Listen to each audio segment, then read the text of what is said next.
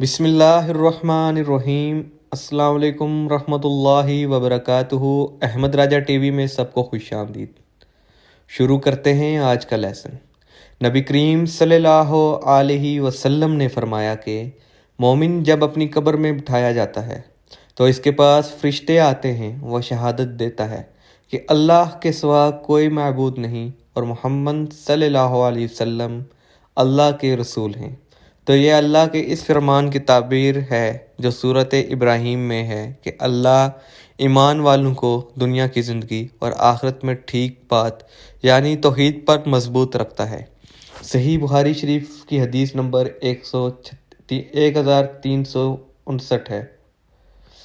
Repeat کرتا ہوں اپنی حدیث کہ نبی کریم صلی اللہ علیہ وسلم نے فرمایا کہ مومن جب اپنی قبر میں اٹھایا جاتا ہے تو اس کے پاس فرشتے آتے ہیں اور وہ شہادت دیتے ہیں کہ اللہ کے سوا کوئی معبود نہیں اور محمد صلی اللہ علیہ وسلم اللہ کے رسول ہیں۔ تو یہ اللہ کے اس فرمان کی تعبیر ہے جو سورہ ابراہیم میں ہے کہ اللہ ایمان والوں کو دنیا کی زندگی اور آخرت میں ٹھیک بات کرنے توحید پر مضبوط رکھتا ہے۔